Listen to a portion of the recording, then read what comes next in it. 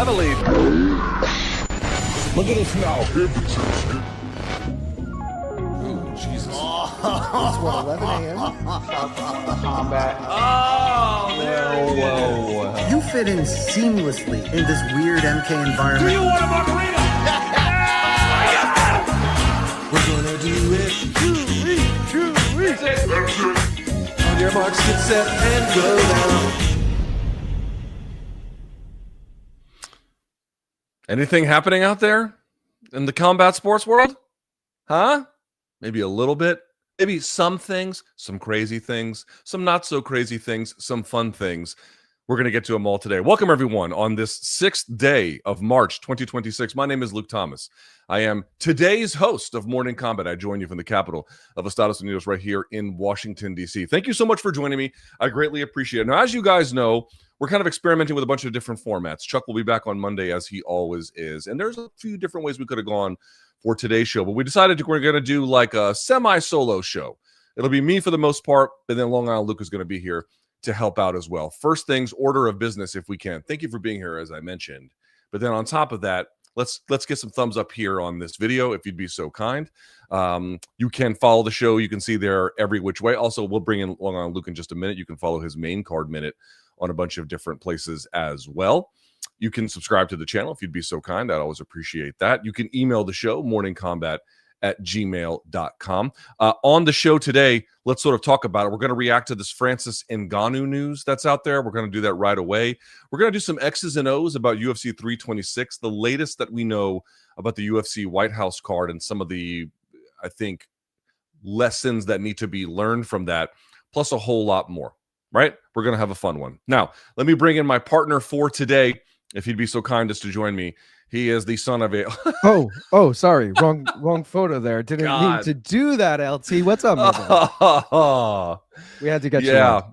I had to get off Twitter yesterday. My entire For You page was that. You know what I mean? I'm not surprised. I mean, it's a very haunting stare to be looking at you all through your Twitter. So, yeah, it's a little bit weird. How are you doing, sir? I'm doing good. You know, it's Friday. My girlfriend's been away all week. She gets back tonight, so I'm pretty excited to see her tonight. We got a new prop quiz dropping after this. We got Jed versus Chuck, who will be the new co-host of MK. You know, that's right. Winner moves on to the final. There's $100 on the line in the final. They'll face Benn versus Bonn in the final. Bain versus Bonn, I should say. But yeah, it's a good episode. Definitely tune in. And obviously tomorrow, dude, 326 full card watch along, 5 p.m. Of course, be there, be square. You know. Where was your girlfriend? She was in Key West. She goes to Key West like once a year. She went with her mom and a couple of her mom's friends. You know, a little old woman crew kind of vibe. But either way, it's a fun time in Key West. You know, you ever been to Key West? Yeah, I have. I've gone there with her a couple times. A lot of day drinking. I like Key West. People say it's a little too old. You know, like I went there in my 20s. I went there in my 30s. I feel like, yeah, it's an older crowd, but I kind of like that because you're not dealing with as many like fucking assholes, you know, in the bars. Yeah, riff-raff. Have you seen Miami during spring break? It's a fucking shit show. Never been to Miami. Been to Fort Lauderdale, which is close, but you know, yeah. Okay, if I don't know much about Florida, but if I can say anything comfortably, it's that all the Latinos are in Miami and all the whites went up to Fort Lauderdale. That makes a lot of sense. That's why I've been to. I went to a wedding in Fort Lauderdale. That was the only reason I went there. But all right, let's make a bit of an announcement here today, if we can, Long Island. As I understand it, we have new merch, do we not? We have new merch. Not only do we have new merch, we have 3 new t-shirts. We'll go one at a time. First up, the Basher tee, you know, old school skate style tee, you know, might be based on a brand, you know. Yeah, Basher rhymes with something else that we got to be careful with, but it's the quote unquote Basher model. Yeah. Yeah, and as you can see, John Silva, you know, he rides people like skateboards. He also breaks them in half. Let's go. Next up, we got McDonald's Wi-Fi or MK Donald's Wi-Fi, you know, a problem that follows us everywhere we go, despite I got to tell you, I fucking love this design. This might be one of my favorite designs. I would say of the batch we're about to show them, this is my favorite, but there's actually one even better than this one. However, this one is spectacular. Well, the other one that you're referring to has to be the Delta 8, which, you know, Motel 6, they'll leave the light on for you, but Delta 8 will light it up for you. And yeah, I threw Nate in there. So here's the lineup, guys. 3 new shirts. We also put the Basher on a sweatshirt, which is going to look damn sick when we're rocking that. So make sure you cop all 3 or all 4 if you want the hoodie as well. Personally, Basher's my favorite. LT, You like the Delta 8 or you like the Wi-Fi?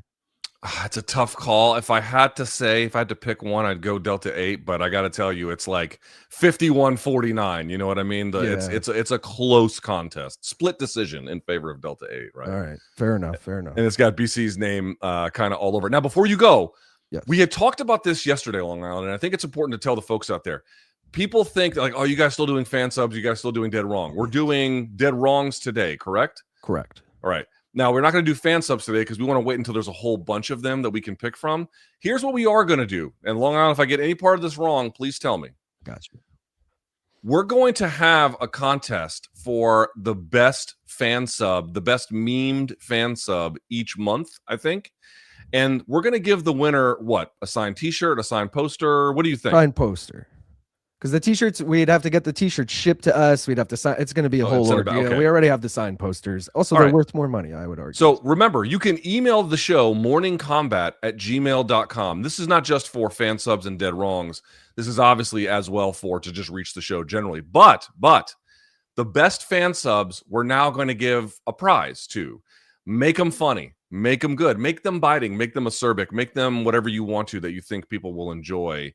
That's the place to go to. morningcombat@gmail.com, and you will get whatever poster we're doing that month. You'll get a signed version of that for free sent to you. So send them all in. We definitely still want to do them, and we want to give you maybe a little compensation for the best one that's out there. Did I get that right? Correct. So we'll just play them all in a final, one of the later episodes in the month. Whatever makes LT laugh the hardest or whatever he loves the best, Luke, you will be the final judge. Okay. We'll give that person a free poster. So okay. Send them in. Don't forget. All right. With that in mind, we did not initially add this part to the rundown, but we now have to react to it because it is, in fact, breaking news. Right away, let's just go ahead and talk about it. Now, it depends on how you want to actually describe it. Was this a release? Was this a parting of ways? I have seen a video that Ariel Helwani put out, and he described it as more of a mutual parting of ways. And again, I say this all the time. I think if Ariel is saying something, he doesn't say it without a very, very, very good evidentiary basis. So I would lean more on what he is describing as the truth in this matter. But either way, the way to understand this is Francis Ngannou is not in the PFL anymore. He is gone. He had one fight. Here is a statement that the PFL put out this morning. I'll read it to everyone. It says, quote, "The Professional Fighters League has made the decision to part ways with Francis Ngannou. We have great respect for Francis as both an athlete and a person, and we wish him success in the next chapter of his combat sports career. The PFL remains focused on recruiting and signing the best athletes in the sport while continuing to deliver world-class competition for fans around the globe," end quote. That is all that they said. That is all that we know for the present moment. What is the reaction to this? I have a few things to say. First, I think people that want to look at this and say, well, did this deal fail? Well, fail for who? If you wanted to argue that this deal failed for PFL, I wouldn't necessarily get in the way. What did they get out of it? They did get something of a big media boost when it looked like a bit of a coup that they had got Francis from UFC, or however you wanted to describe how he also left that organization. And of course, they rolled out PFL Africa and then this global board of advisories that Francis was supposed to be a part of. And, I don't know what the future of any of those properties are. I suspect some of that will get scaled back as well. But, that didn't last and that didn't work. And then they got the one fight with Renan Ferreira, and by all indications, and I've seen some reports around 10,000, but we don't really know. But either way, no one is arguing that it sold enough to make their money back when he fought Renan Ferreira. So, did the PFL meaningfully alter the trajectory of their content and their brand in a positive direction by getting involved with Francis Ngannou? And I don't know what the evidence could be that they did. I really don't know. That being said, I honestly think that this is probably the right call, right? The reality is it valuable in some kind of theoretical sense for PFL to have Francis in your stable? Sure. He's the lineal heavyweight champion of MMA, right? Why wouldn't it be valuable to have a guy like that in your roster? The problem is they don't really have a good way to make use of him, and they never really did. And that was always the problem. That's why he ended up fighting Renan Ferreira. Remember, there was all those talks about Derek Lewis. Derek Lewis is going to come over and Remember they were. Dude, remember what the PFL was offering as a baseline, $1 million for any Francis Ngannou opponent. They were offering that as a baseline, to say nothing what you might add on top of that. But you were guaranteed, $1 million, a 7-figure payday, and it didn't work. Right? It's one thing to get Francis. Is that valuable? Yes. But it doesn't really have value unless there is actually a stable of people that he can fight. And the PFL was simply never able to do that, not certainly in a way that makes sense for their pocketbook. And again, I'll go back to what Ariel said. He got, apparently, for the Renan Ferreira fight, he got 5 or 6x what he got, Francis did, for his last fight in UFC, which was the Gane fight. So he got great money out of this whole thing. And then, of course, he got to go on and box Tyson Fury. So he had a deal that allowed him to do that. Francis won in this deal to a pretty significant degree. He got, it depends what your definition of generational money is, but he got pretty close to it. I'll tell you what, if I got $30 to $40 million, let's just say 40 million between the two boxing fights, or I should say among the two boxing fights, and then the Renan Ferreira fight, and that might even be a conservative estimate. But if I got 40 million, you don't have to work another day in your life if you get money like that. And again, I don't know what the definition of generational wealth would be in this necessarily, but that is quite a comfortable financial situation. Those are not things that he necessarily would have gotten had he stayed, and certainly wouldn't have gotten maybe as easily as he did, although he did get viciously KO'd by Anthony Joshua. But the point still remains, it's hard to look at this deal and say he didn't come out a winner. But one thing I've seen people say is, making this argument, did PFL itself fail? In the strict sense of things, sure. Did they make good on the promise of what that could have been? No, they did not. But I really want folks to understand one lesson, and then we'll move on to today's show in terms of the 5 topics that we have articulated. Namely, there's this ever-present boogeyman that gets ignored the entire time we have these conversations, which is that we know the state of UFC contracts can be very difficult to get extracted from. Francis himself, along with Nate Diaz, they were part of that same kind of class of contracts, because they get amended over time. But they kind of had a similar one where there was a sunset clause that they were able to take advantage of. These contracts are notoriously difficult to get out of, and I just don't want people to lose sight of the fact that another culprit in this is the way in which the industry has been monopolized. And I'm not blaming UFC as such for decisions within the PFL that were boneheaded, right? And there's been a million of them. You know them, I know them, we all know them. That's not really the point I'm making. You can make those arguments, and I'll join you the entire time. But that is a very different kind of thing than what we're talking about here. What we're talking about here is an industry that is locked in control.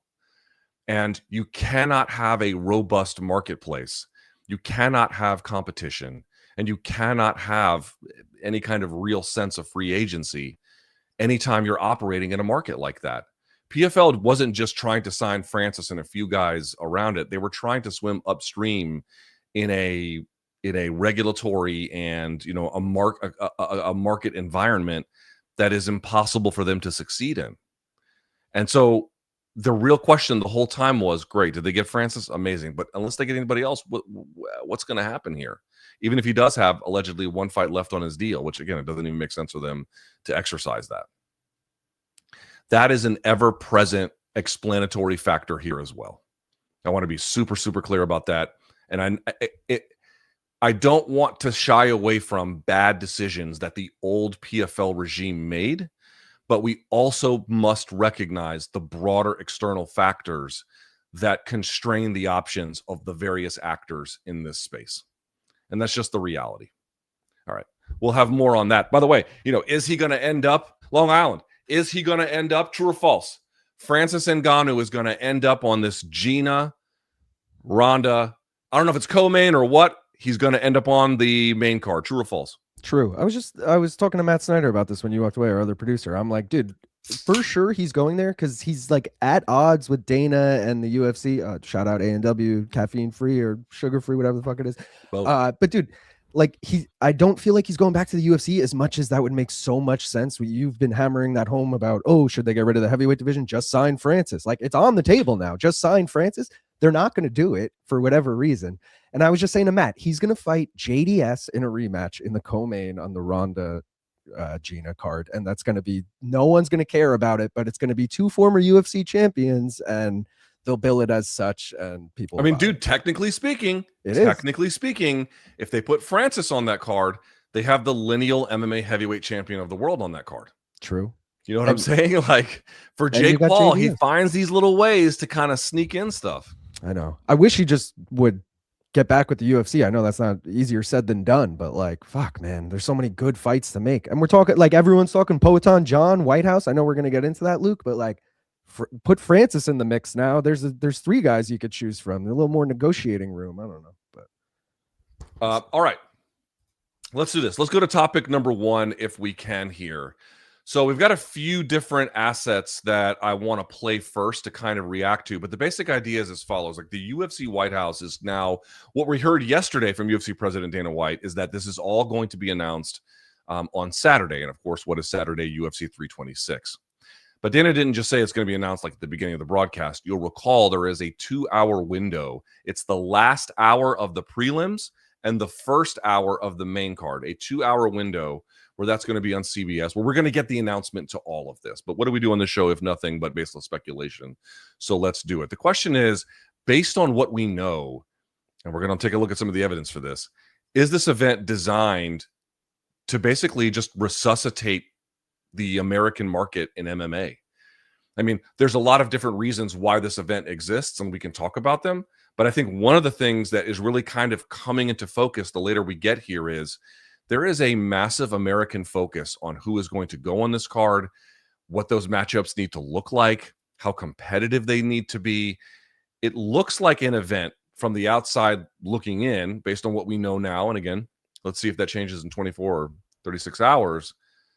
But this looks like something they're trying to take the paddles to the American market. Let's take a look at some of the evidence for this if we can. First things first, Long Island. Let's show what Ariel Helwani had to say regarding some of these issues. Conor at the White House is a long shot. I think the one that they want to make for the White House is obviously Jon Jones versus Alex Pereira. Can they get it done? Will they get it done? That remains to be seen. But the fight is Alex. Alex did not vacate his 205 belt to just fight anyone. And if they can't do the Jon Jones fight, is it going to be Alex versus Ciryl Gane? All this stuff, and that would be probably for an interim belt. I would be surprised, honestly, if there's any fights on that card that doesn't feature an American. Like, you're not going to get Brazilian versus Brazilian, in my opinion. So Jon versus Pereira checks off all the boxes. Jon's the favorite. Jon's an American. He's one of the biggest stars ever. It's probably his retirement fight. He clearly wants it. He's not going to get $30 million for it. And so I feel like these dominoes are all falling into place. Now, very quickly, let's play what Jon Jones had to say, not in response, but related to these remarks. I'm in negotiations with the UFC about this White House thing as well.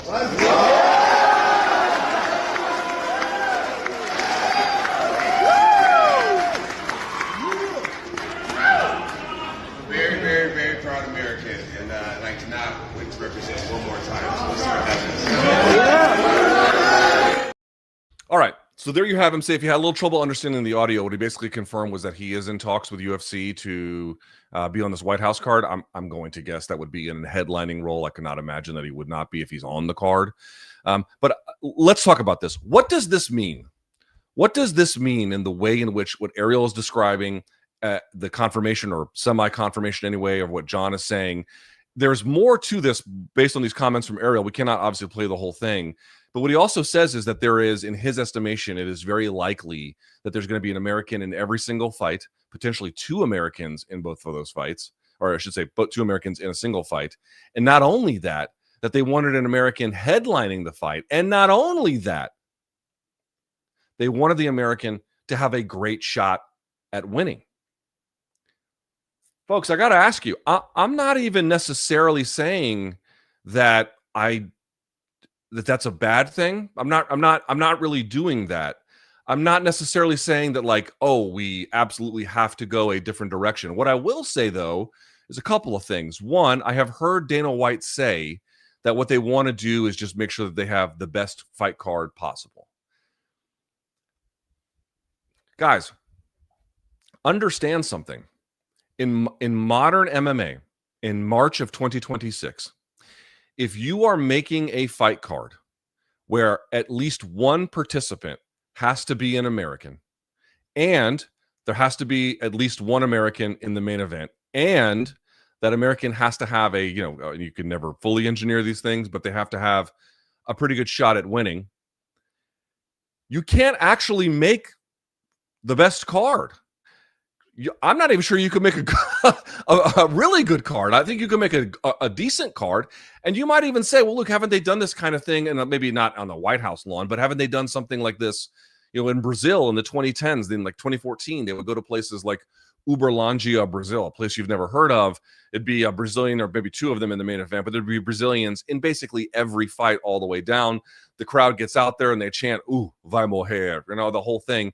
The Brazilian typically wins, everyone cheers, and it's a whole thing. Yes, they've done that. This would actually not be new relative to some of those things. And they used to go to Canada, and they're going to go back to Canada here, with this Gilbert Burns and Mike Malott fight. They might do something similar in that way, or when they go to UFC London. I realize in the main event you've got, Larone's British, so actually you got how good his chances of winning is a little bit different against Evloev. But okay, you get the idea. Like, that's kind of what they do. In that sense, it's really not that distinct. But in those cases that I mentioned, those are fight nights. You know what I mean? Those are fight nights.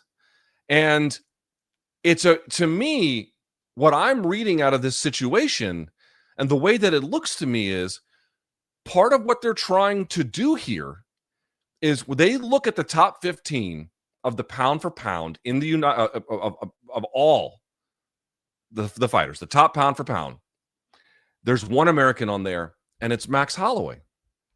Now, Jon Jones obviously is kind of floating in the ether, and we wouldn't rank him pound for pound. He's retired. He's not. It's a little hard to say what all that means. But technically speaking, it's just Max. It's just Max. Think about this logically. What would be the best case scenario if you're trying to have Americans in fights that are bouts of consequence that you really care about, that you think are important, but they also have a good shot of winning? It's not a lot. It's not a lot. Now, the flip side to this argument, to be quite honest with you, is that, maybe this is exactly what the American market needs, right? If what we are positing is that this event is designed to kind of boost the fortunes and kind of boost, the enthusiasm, the kind of really trying to inject some spirit into this American MMA space, then okay, fine. Like, that can actually be potentially a worthwhile goal. I don't think that that's necessarily a wrong thing either. But again, it goes back to the central conversation. If you're trying to have a card that is designed to boost the fortunes or the spirit within the American MMA market, you by definition are not trying to do the best card that you can. And I would even go so far as to say, I'm not even sure you can do all that great of a card generally. Now, that main event, your mileage may vary. You might be really, really interested in seeing Jon Jones against Poatan coming up to heavyweight. Obviously, I don't know if they'll put an interim title on the line. I suspect that they probably will, but who knows? We'll have to see. But certainly Poatan going up to heavyweight, I do think that will get a fair amount of people excited. But then ask yourself a question. Why is Jon Jones in the main event? The answer is, what other American is available to service that role? What other American in the modern market could you pick today, that can be somebody who can headline a card like that, that has enough popularity among the casual audience to draw in viewers, that can have someone that they're fighting that you would really care to see them compete against? And again, I know your mileage may vary on Jones and Poatan depending on everything, but still it satisfies the conditions, I think, for most people. And then most importantly, have a really good shot at winning. The only other real answer is Max Holloway, who's fighting this weekend. Now, maybe we'll talk about this in a second. They might ask him to come make a turnaround. Depending on how that fight goes on Saturday, I don't know. But that's it. That's it. That you can't really do that in any other scenario. Long Island Luke has this Bring this up, Long Island. What did tell the folks this graphic that you made here? What is this? So this is the top 2 Americans in every division, but there is a caveat for some of them. Like if the fighter is booked in the next month or 2, obviously they're not going to be announced this weekend for the White House card. And someone like Justin Gaethje at 55, he's someone who's not going to fight anyone but Ilya. So these are all the best American versus American matchups you could make. Brandon Royval, first of all, has spoken out, says he does not want to fight on this card. So if you take him out of it, it would be Tim Elliott versus Alex Perez. Tim Elliott is fighting on the Perth card. We don't know who his opponent is yet. Either way, it'd be Alex Perez versus nobody if Royval falls out of that. The best fight you can make by far out of these is Sean O'Malley versus Corey Sandhagen. I mean, that seems like a no-brainer. Aljo versus Steve Garcia, not a bad fight. Holloway versus Chandler, no one's going to want to see that, especially if Holloway wins. Maybe if Holloway loses, people might want to see that, but either way, like you were saying, Luke, if Holloway wins, you bring back like Nate Diaz for the BML. I feel like they're going to do that. 70, you got Bilal. No, don't you think they're going to put Nate with Conor, or at least a good chance they put Nate with Conor? So Ariel was saying that, and Ariel's obviously way more in tune with this shit than I am, but I just feel like it's so you were talking about like putting an American in the main event that can win. Max Holloway against Nate Diaz, and it's a fan-friendly fight. The casuals are going to get involved. Oh, Nate Diaz is fighting, and casual. Honestly, Max probably reaches somewhat of a casual audience too. So I feel like that's the most like if you're not going to put Conor on that, but then what do you do with Conor? I guess would be the question. Conor Michael Chandler on a fucking random pay-per-view for no belt.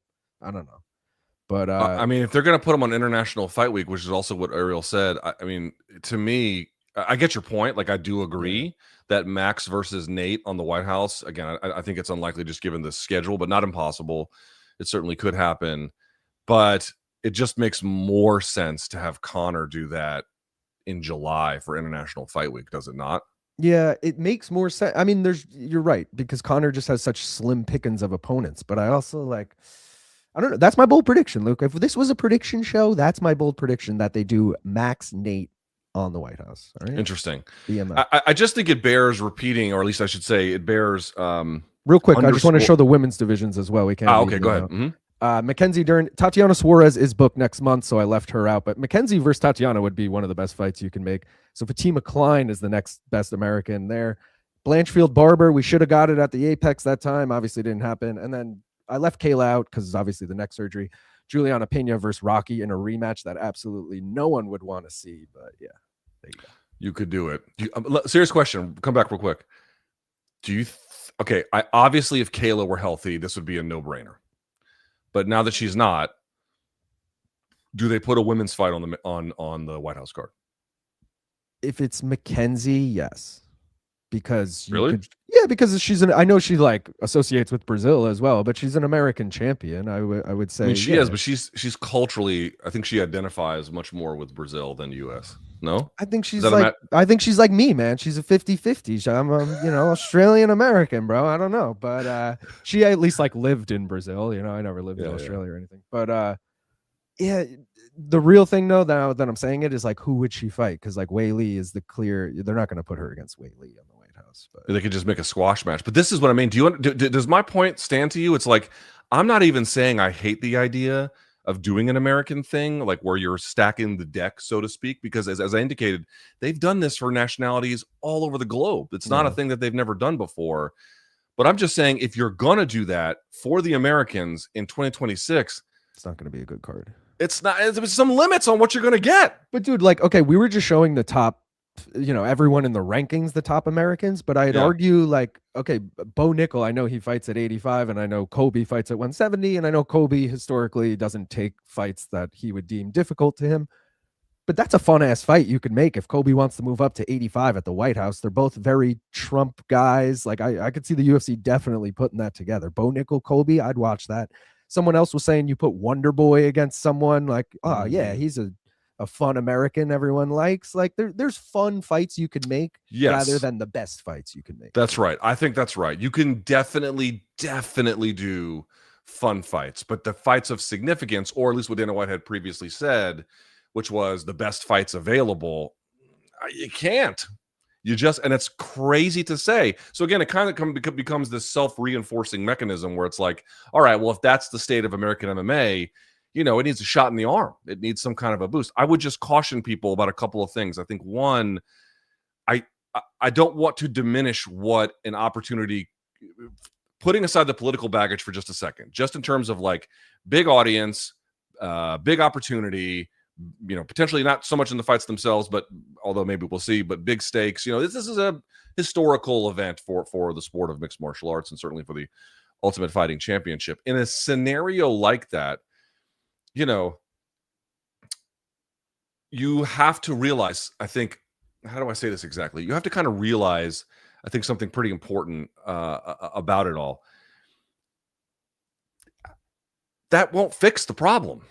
It could serve as one among a series of things that the UFC does to really address this problem, right? So they have this big White House card. It's a big rah-rah fest. It's a big, Americana fest. Let's just say, again, who knows what will actually be, but let's posit that that's the scenario. That can have some benefit. I don't want to say that it couldn't, but at the same time, like that, like what would be the reason why, like just ask yourself a basic question for the viewers out there and the listeners. What would be the reason why the American market has declined? Okay, part of it is that the rest of the world has gotten better.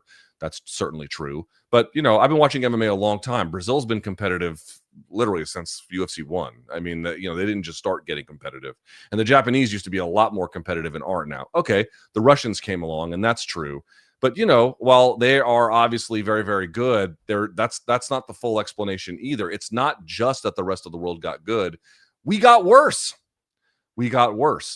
And I think if you really want to address the long-term reasons why we got to a place where 10 years ago, the heavyweight division was kind of stacked, that's a little bit overstating it, but it was certainly in a much better place. What happened and why did it happen in the last 10 years that there's been this kind of degradation? I think you have to ask yourself that question. The last point I would like to make about this particular item is that I don't understand why we have to do this at all, right? I realize that they've maybe gone down this road already, so there's no walking this back. I'm not making a claim that like, oh, we can do this differently now, guys. We still have time. I don't know that we do. I suspect if we have injuries, maybe they'll amend some of this, but I think what's done is kind of baked in at this point. But my point is very simple. While I can appreciate that they might want to prime the pump on fixing what is wrong in the American MMA scene, as I indicated, this is not going to be enough. You're going to need a lot more than this. And I think a lot of those issues are related to pay and, cost benefit analysis that a lot of athletes are making. But more to the point, guys, cage fighting has nothing to do with the 250th celebration of the United States. Like, you can just, they're just declaring it. Like they're just declaring it to be that. Oh, well, this is in celebration. And it's like, not only does like what would actually be the connection between cage fighting and the celebration of July 4th? The answer is nothing. Now, you might also argue, like, what about, what's fireworks and grilling? Like, these are all kind of made up traditions to an extent, but they're long standing and they're all communal. And so my point is, if you want to throw fights on the White House lawn for 4th of July, I think it's something of a strange choice, but fine, you can do it. But then turning this into like an Americana thing, as I mentioned, you kind of handcuff yourself. More to the point, like I've seen people being like, oh, well, they, you can't have Americans lose in this kind of thing. Like it would just look bad. You don't have to book a card this way. Like they not only is there no connection generally, but the tenuous connection that they had, where they were putting it on the July 4th or the approximate July 4th weekend, whatever the exact dates were. They moved it to Trump's birthday. Like, this is all just made up. It's all just made up. And this idea that like, oh, Americans losing on the White House lawn. I suppose if you had like 6 Americans and they all lost, or, if one of them lost real badly, I suppose there could be a little bit of a bad look. But we talked about this previously. If they were going to headline the White House card, and who knows if they still might, with Topuria and Gaethje, I felt like that was exactly the right call. You've got an American in there. It's for a title unification. You're making the better fight would obviously be if Armin was fighting Ilya, but it's still one of the better fights, certainly at lightweight you can make, one of the more important ones you have to make given the circumstances. And then now if he wins, which he is likely to, you're putting the next guy on a pedestal to go to the next thing. Like this idea that it has to be intensely American focused. To me, I can understand why they want to do it. I don't think it's, as I indicated, without historical precedent. Certainly, I don't think that. But I do believe it's basically phony handcuffs that they're putting on themselves that are making the event be something that it does. Like they have the latitude and the flexibility for this to kind of be what they want it to be. And I guess if they want to use it for these aims, that's cool. I just think if they're going to, then you got to understand the limits that they are inherently adopting as a consequence. There's only so much you can do with it. All right. Topic 2, let's get to the story that broke yesterday, Long Island. So in what can only be described as an absolute stunning turn of events, I get on social media yesterday and I see that Eddie Hearn has signed Tom Aspinall, ... not to fight, at least not yet, but to be basically his agent, to be his talent rep of all things. That is what he's going to do. Now, I have some questions about this, and I have some points I'd like to make.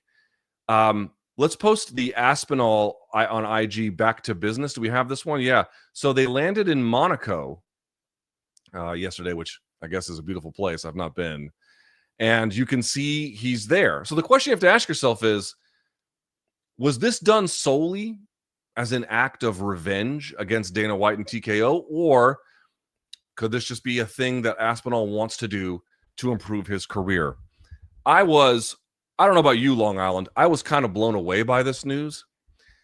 My initial reaction to it all was that it felt a little like Dana can't really use Conor all that much, Conor Benn, and Aspinall can't really be used by Eddie all that much, but it still has like an extraordinary amount in either direction of symbolic value. Was that your initial read on this as well? For sure. We were on the phone yesterday, like when this news broke, and I was literally like, I was thinking, my first thought was, why the fuck would you get represented by Eddie Hearn if you're a UFC fighter? No disrespect to Eddie Hearn, he's great at his job, but like, he's at odds with the promoter. Why would you now hire someone who's got like that? To me makes no sense. But from Eddie's point of view, obviously it makes a ton of sense. And like you said, Luke, yeah, I was straight up just to get back for the Conor Benn thing. I don't think it's like, I don't know. I don't think we're going to see Tom boxing, in 6 months. People are arguing like, will we ever see Tom in the UFC again? I think this is like, I think we're reading into it too much. I think it has nothing to do with that. Maybe he's on a Matchroom card, 5 years from now. I don't think it's going to be anytime soon. But a weird choice, in my personal opinion, if you're Tom, to like, you're already kind of in a weird relationship with the UFC, and now you're going to be represented by a guy who's clearly in a bad relationship with them. It just doesn't seem like a smart move, but I don't really know. I actually think that this could end up being a shrewd thing by Eddie, but in so doing, I don't know if it would be best for Tom. So let's talk about the X's and O's here. To me, there's two important factors that we all have to pay attention to in a deal like this. Number one, what is Tom's timeline for a return to the octagon? Right? What does that look like? And the speed with which that can happen, I think, can dictate a lot of how this relationship could go between UFC and Tom. But the more important one is not so much his timeline to get back to the octagon, although quite relevant. It's where is Tom in his contract generally. So my point is, if you're flat in the middle of your contract, and certainly if you're champion and there's champion clauses and you're not going to get out of those things very easily, you're kind of stuck. In that particular sense, there's really not much Eddie can do. What I have found is the very best managers, and I bring this all up all the time. If you see a guy who's got a gazillion people on their roster, I mean, you can ask those fighters if they feel like their interests have been met, but I just don't feel like that model serves the fighter best. It's not to say there can't be some value at some times, but to me, that serves more the person who's collecting them than the person who is collected. The best managers I've ever seen in MMA are the ones that basically only have one fighter as a client.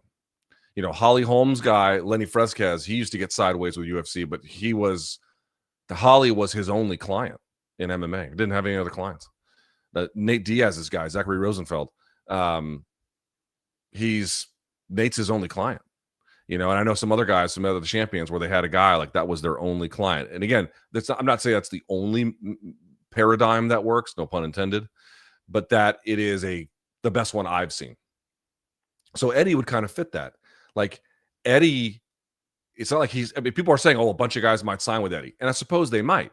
But right now, it's his only guy. And by the way, this is kind of funny that you can't be a promoter and a manager at the same time, but because MMA is so fucking unregulated, you can be a manager in MMA and a promoter in boxing at the same time, and nobody seems to notice or care. I find that very funny. Did you want to chime in? Yeah, I just looked it up. So Tom's dad did an interview before the Gone fight and said Tom has 3 fights left on his contract. So I think it's safe to assume he has 2 fights left right now. But there also are going to be tolling provisions that might hold him there. Sure. However, this is the point I wanted to make. Number one, do they suspect that he might be stripped? Do they suspect that? Do they suspect that because his timeline may not return him as quickly as he wants, or whatever the UFC might want, might they strip him? Might they strip him on top of it because he signed with Eddie? I don't think so. That part to me seems like fantasy, but it's something to pay attention to. But the thing that you really have to understand is the real leverage in this business. Yes, a very capable guy who is, you're his only client, they can find ways to finesse from the inside to get a little bit more here or there, to get their interests protected more nimbly. And I think Eddie might be able to do something like that. But the real leverage only ever comes when you're at the end of the deal, right? Either the last fight or, the deal has expired outright. And now you've got the leverage of, hey, I could go dude, with what Netflix is doing, obviously there's not going to be time to fight Francis on the Gina and Ronda card. But if they continue to do stuff like this, can you imagine if you had the former heavyweight champion, let's say somehow Tom got out of his deal, fighting Francis on Netflix, and that'd be for the lineal heavyweight championship of the world? That's not a small thing. I don't know if Netflix has interest in that, but you can see why Eddie and Tom might at least be kicking the tires on that idea silently, if not to the public. But I actually think that there's something else more interesting in here, because I'm skeptical that Tom is in a place where he can actually exercise maximum leverage now or really anytime soon. Maybe we'll get there. I suppose we'll see, but I don't think we're there yet. To me, the real interesting part of this deal is that Eddie has been agitating around the discontent UFC fighters might be feeling. He has been very, very vocal about this. He's been riding this. Does that mean he might now end up signing a lot of fighters who feel like, hey, you know what? If it's good for Tom, it'll be good for me. Could that be a budding part of their business? Because again, no one cares if there's a conflict of interest. You can be a manager in MMA and a promoter in boxing, and there's absolutely nothing stopping you from doing the two. There's no legal provision whatsoever. That could be a thing. But to me, the real interesting part is kind of related to that, which is now they're going to get a window into how these UFC contracts work. They're going to get a window into how these UFC negotiations work. And they're going to get a window into, yes, there might be some princely sums that look good on the deal. But, is it the kind of princely sum you would get in boxing? Probably not, like an Anthony Joshua, right? Probably not. And more to the point, it's going to I feel like this is going to happen. It's going to be ammunition continuously for Eddie to go, well, you won't believe what we found out in negotiation. There's this provision and they can't do that. And they've got him under lock and key and blah, blah, blah. And then he's going to go out to the media and just say this stuff over and over and over again. And that could help him both in terms of sowing more discontent. That could help him in recruiting potentially more fighters to come over from MMA to sign with him with this budding talent agency. Like there's any number of second or third order effects from that could actually serve Eddie's long-term interest. But that's kind of the point that I'm making. You can't argue right now. I mean, the reality is this, and no one's really talking about this. Tom looked to me like he needed somebody to put their arm around him. That's what it felt like to me.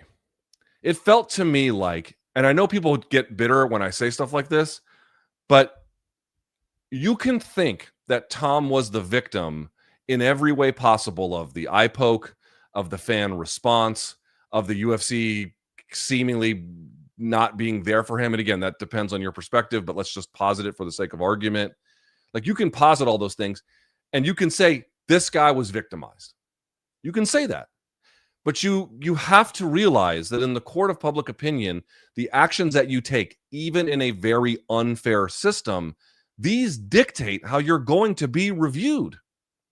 And to me, in that process, he didn't necessarily do himself a lot of favors, and he exacerbated the existing conflicts and the distance between himself and these other entities, both the fan base as well as the promoter in the UFC in this case. He needed somebody to come out and say, I got you. Let me help you. And Eddie, who has done really well for himself, who is, to me, a very capable promoter. I mean, you can say, all promoters are kind of dirtbags, and we kind of all know that. But Eddie is not a bad promoter. He's a good promoter. I think Tom feels a sense of relief. Tom feels a sense of like, man, somebody sees me. Somebody wants to do something right for me. And I got somebody who they know from the UK market has done some pretty big things.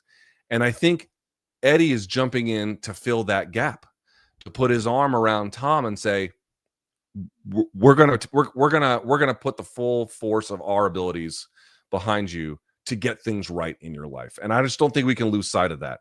And whether or not you think Eddie is the right guy for that, that's a separate question. But Tom was looking for that, and Eddie saw a glorious opportunity. I don't know who initiated contact with the other party, but you can see why the Eddie thing fits. The point I'm trying to make, though, is not necessarily that, although right now, as we indicated, Tom is the only guy that Eddie has on his MMA talent roster. The point is, if Eddie is using this as some kind of agitation mechanism to get to the UFC, is that in Tom's best interest? Right? I mean, I Long Island, I spoke to a couple of managers when this news broke, and they had different feelings. They did not, I mean, they were not talking to each other, but they were talking to me. And one of them was like, this is a bad move, to the point you raised. Like, the guy's already in a complicated situation with UFC. This is only going to exacerbate it. But the other one was like, no, this is shrewd. This is going to put pressure on UFC. This is going to put pressure on them, because now Eddie's going to get a look behind the curtain in ways that he didn't before. And they're going to have to, not necessarily give in to all their demands, but, there's somebody watching them like a hawk that they can't get rid of. And it's not an insignificant figure. It's their heavyweight champion. So there at least is a split there, but you can see that would you agree? Is there capacity for this deal to turn into an agitation mechanism for Eddie in ways that don't service Tom Aspinall? Yeah. I mean, on one hand, it's like, dude, UFC's already been at odds with their heavyweight champion when we had the whole Ngannou debacle. The difference was the UFC was trying to hold on to Francis and throwing everything at him, and Francis was just holding out for that sake. If you're Tom right now, and let's just say maybe Tom's dream is boxing. That same article that I pulled up to find out how many fights he has left on his contract was his dad saying he doesn't want him to re-sign with the UFC because he wants him to box eventually. So are we going to get into a world now where Tom, I don't want to say milks this eye thing, but maybe uses it to his advantage to milk out his contract for another year or two? Like, at what point do those fights become null and void, Luke? I know in the Francis situation, he had one fight left. It's a little different. Conor's had 2 fights left for 5 fucking years now. So at what point do those fights just go away? I don't know. So if it depends. So let's talk about it. Yeah. Let's say you've got 2 fights. I'm Hunter Campbell. You're Big Tom, and I come to you and I say, Tom, I want you to fight Marcin Tybura for $5, and you're like, well, no, and I decline. If you decline, it adds time to your contract. Yeah, right? But okay, so how did Francis avoid that? He had an injury. No, Francis and Nate had the exact same mechanism that it has not been fully removed from contracts, but has been largely removed, which is that they had a sunset clause. They had a clause in their contract that said, basically, under certain conditions, this expires after 5 years, and they waited for that and then got out. But what are those certain conditions? If you offer me a fight, don't those conditions now go away? Or like, I have to review the specifics of it, but that's what they used to get out. And the UFC kind of closed that loop so that sunset provision, the 5-year sunset provision, doesn't. Again, I don't think they completely took it out, but I think they rejiggered it in a way that makes it hard to take advantage of in the same kind of sense. All right. Because like I'm thinking about how Tom's still like maybe he's in his 30s, but he's still young 30s. I think he's like 30 or 31 at most. Yeah, like dude, he's got a solid, if he wants, 10 years worth of combat sports in him. So like he could just get these 2 fights over with and go box. But I kind of like I'm now leaning towards Tom Aspinall might not be fighting MMA for longer than 3 years. You know what I mean? He might move on quick. Let me ask you a question, and I've never really thought about this, and it may just be honestly, the answer is probably coincidence, but it's on my mind. So let me ask you: they got sideways with Francis, they've gotten semi-sideways with Tom, and I realize that John's going to come back around here at this point and maybe get a big thing, but they got sideways with him too. Now, again, like John plays a role there, and in ways that is unique too. You find it weird that the UFC keeps getting sideways with their biggest heavyweight attractions? Well, I think you just kind of said it in the answer there. They're heavyweights. And I feel like that's like, as much as the talent is null and void nowadays, heavyweight is still like the division.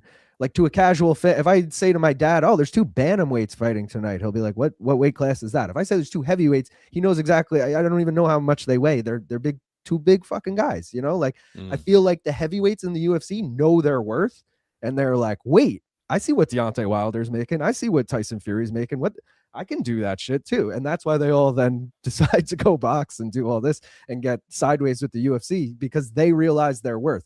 I don't think Pantoja, no disrespect, is going to be able to be like, I see what these boxers are making, I'm going to go box. Like, no, Pantoja, you're flyweight. Sorry. I don't know. It doesn't translate as much. I feel like the big guys just want to go box. It's just a strange time, and it's unfortunate for the heavyweight division because this is supposed to be, if not the marquee one, something kind of like, it really sucks. And I've said this before, that we live at a time where, okay, now things are slowing down, but the last 3-4 years, the boxing heavyweight division has been kind of electric. It's maybe that's overstating a little bit, but it's been pretty good. Obviously with Usyk doing what he's doing, but AJ's had some big wins, and Dubois, and then of course there's Tyson Fury, and you can go on down the list. At the same time, it's like the UFC's MMA's heavyweight division just kind of feels lifeless. It's like, and then for those existing issues to be exacerbated because the promoter is getting sideways with him for one reason or another. And you can blame both parties if you want, but there's whoever you want to blame, the result is the same, right? They're just getting sideways with him. It's just really, I just wish it was different, but this is the place we live. All right. So let's talk about topic number 3. On Monday's show, we kind of already did a full bit of a breakdown for UFC 326, and we got a lot of positive feedback on that show. So I just want to take a moment to say thank you to everybody who watched and who had a nice thing to say. We also had a good time, making that, having some fun, having some bros around, right? Having some brews, although in this case, it was a lot of different drinks, but it was great. I really enjoyed it. And so I don't want to rehash everything that we did from Monday, but I did want to take a moment because I feel like sometimes we do miss out on this when we there's limits to every kind of format that we do, which is namely, I like to get a little bit more into the X's and O's. I like the X's and O's, Let's talk a little about X's and O's for UFC 326's main event. What I'm going to do here is, I'm going to ask a question to the audience out there, and you guys can fill it in the chat.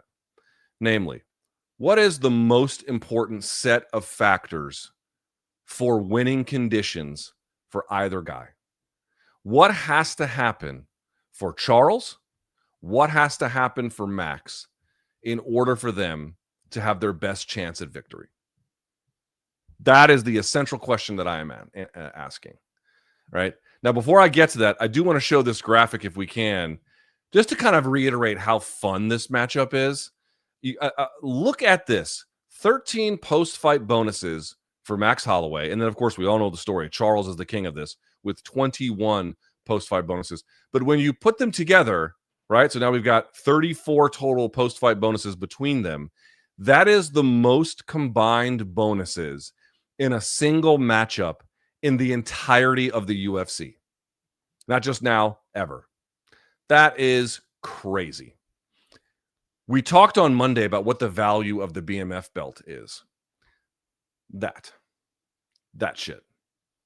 Two guys who are still from what we can tell, viable contenders, two guys who are fucking legends in the game, and two guys who have these incredible accolades, not merely for the peaks that they've hit, and they've hit peaks, but for the consistent demonstration of action and excellence.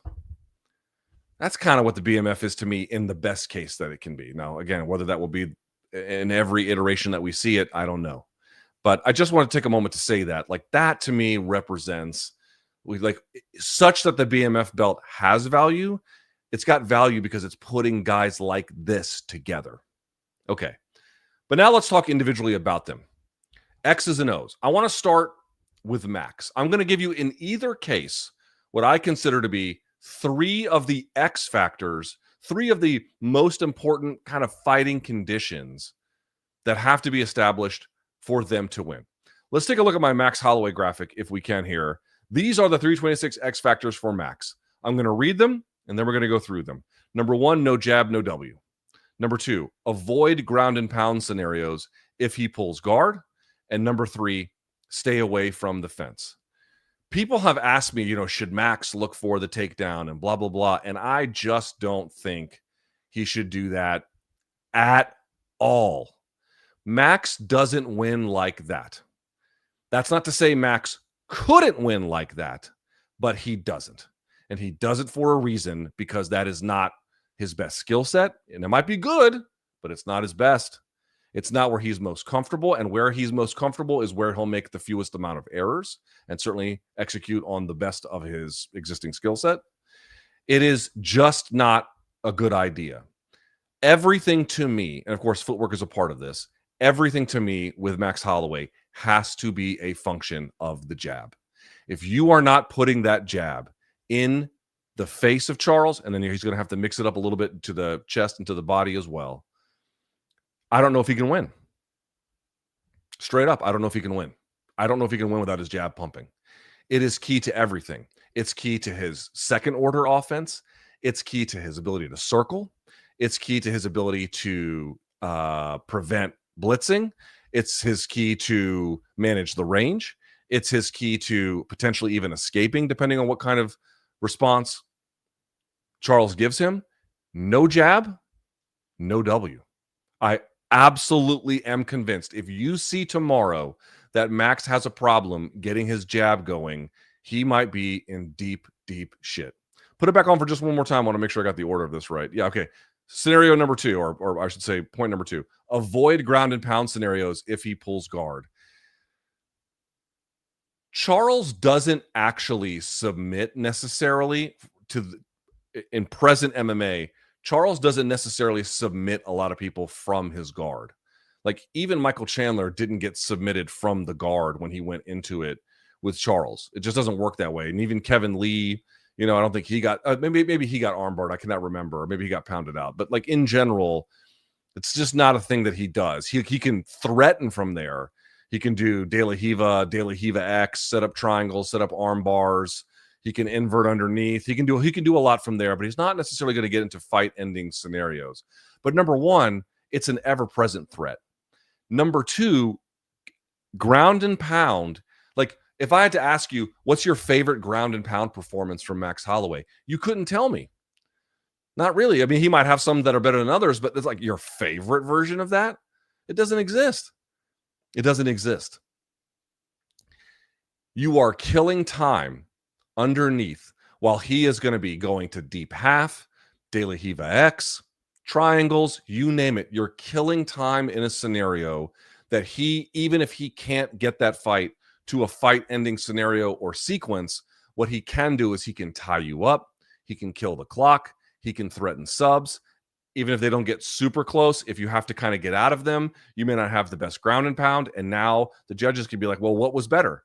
The moderate ground and pound or the slightly better, more threatening submission attempts? It's not a path to victory. Max has built his game on avoidance. And I want to put an asterisk by that. I don't mean that he avoids the fight. No, he avoids scenarios of a fight that don't fit into his more central wheelhouse. And everyone does it to an extent, but he's very disciplined about it. Charles has good wrestling. he may not have to worry about this. But if he pulls guard, Max getting on top and saying, you know what, I'm just going to fight here. No, you might have to do a little bit of ground and pound to open up and set up the pass, but or set up the escape. But you cannot spend significant time if he pulls guard. If you end up on top, Turtle I think would be okay, but even then, disengaging, getting back to the jab, and you name it. And then third, as you saw on the list, this is very simple. You have to stay away from the fence. I didn't put on the list. I'm going to say honorable mention. He needs to be very, very careful about back exposure. One thing that I think Charles can do is get underneath the punches, get to a tight waist, and then rotate underneath and beat the whizzer. And now he's, you got back exposure. So that's going to be an honorable mention one. But one of the ways in which that's going to be exacerbated too is if Max is up against the fence, right? If he's up against the fence, then some of these other grappling scenarios that have back exposure built into them are going to be even the danger is even more pronounced. This is where the jab comes into play for Max. This is where the footwork comes into play with Max. This is where evasion comes into play with Max. And this is where the understanding of the real estate is going to save himself here.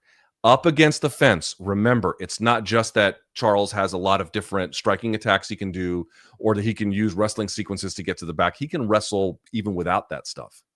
Like, it just makes big parts of Charles's grappling come to life in ways that in open space are not necessarily there.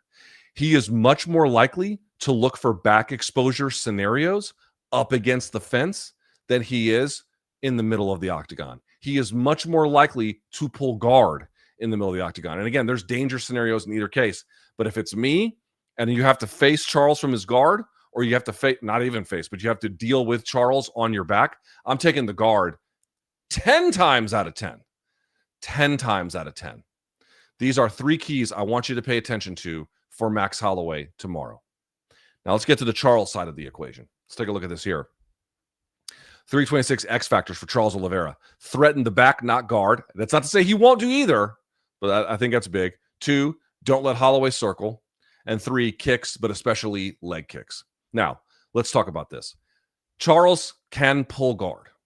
He can do it. And as I mentioned, one of the scenarios he can do is I don't find the idea of him submitting Max from guard super likely, but he can tie him up and he can kill the clock and he can at least threaten it in certain ways to potentially win a round if it's close in particular.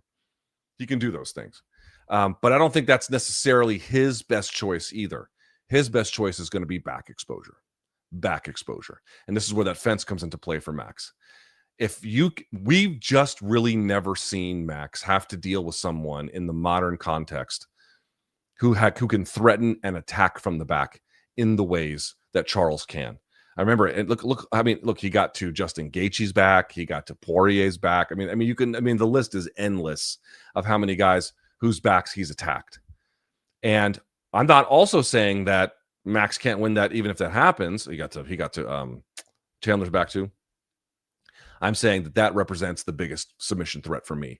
Charles creating back exposure, obtaining the back, and then threatening from there, that is going to be, to me, one of the most dangerous spots for him.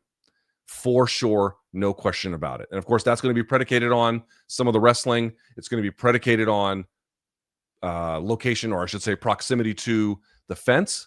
Those are going to be active ingredients as well. But for sure, back exposure. Go back to the list here, because I'm kind of working off memory. Don't let Holloway circle. This is a huge one. You are going to have to constrain Holloway's movement. Holloway is good, very good, disciplined footwork behind the jab. I think that Oliveira has to be careful with that, but I think he's going to have to crash into Max a little bit and not give Max huge room to escape, because it's going to make using some of those combinations as well as setting up some of the wrestling sequences that have a higher percentage for Charles. If you let him circle, so much of that goes away. If you let him circle, so many of those high percentage scenarios that Charles likes to attack, they disappear. Or at a bare minimum, they become low threshold scenarios. You don't want that. You don't want that in any capacity. How do you do that? Well, that gets us to number 3 on this list. which is the kicking generally, but especially leg kicks. Now, Max has durability. Max has faced leg kickers who've torn him to pieces, and he still kind of moved through it a little bit. And in fact, Max is so clever that against leg kickers like Jose Aldo, for example, he would circle in a way to either impact them or take them away, either with the checking or the movement out of the way to kind of like force them to turn all the time so they couldn't end up doing that. That's going to be why, as I indicated, you're going to have to prevent Max from circling, and you're going to have to kind of corral him because it takes away that component. But that's not going to be enough either. You are going to have to put things in his way as he tries to circle. And if you really want to take away that jab, you need to devastate his leg kicking. Boxing for boxing, Long Island, Charles cannot beat Max. Boxing for boxing, especially if durability becomes something of a dividing line between them. But Max's boxing versus Charles's kickboxing, now you might still pick Max's boxing, but that's a fair fight to me. That's a more even fight. You need to take away Max's wheels, and as he circles one way or the other, you need to greet him with weapons that A, make him holster what he's doing, as well as think twice about circling into that direction. Give me some feedback. What did I miss? I mean, Luke, you broke it down way better than I ever could. You didn't miss much. I mean, the dumbing it down for everyone is essentially Max needs to avoid the ground. Max needs to avoid getting his back taken, and Charles needs to do those two things. He needs to try and get the back, and he needs to try and get the fight to the ground. I mean, it's as simple as that. But yeah, you broke it down way better than I could, dude. That is. So there you have it. If you're looking to see what really matters in this contest, and this is why I kind of love this fight. The thing that I don't like about this fight is durability ends up being one of these things that I could just be much more determinative of a factor than I wish it would be. You know, durability wasn't really a factor in I know there was a vicious knockout at the end, but it really wasn't a factor in the Max Holloway and Gaethje fight. I mean, yes, he had his nose broken in the first, but he kind of persevered and, pushed on anyway. And I know he got viciously KO'd, but no one's going to really argue that Justin's lack of durability is what really cost him in that fight. Not really, no. However, I do feel like it could play a role with Charles, and I think that could derail it. But at the same time, maybe Charles comes out like a bat out of hell, gets to the back, and he's creating back exposure, no problems. And you're like, oh, that's right. I've just never seen Max in one of these scenarios before, not against a guy this good. And there we have it. So fun-ass main event. I am looking forward to it. And as a reminder, watch along and post-fight show on youtube.com/Luke Thomas.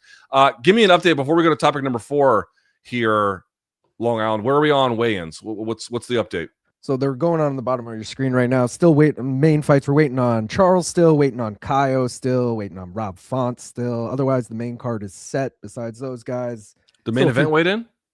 Max weighed in, not Charles. Okay. And same with RDR looked great. RDR was wearing sunglasses. He was strutting up there. He was laughing. He was smiling. Oh, yeah. He looked like he had a great cut.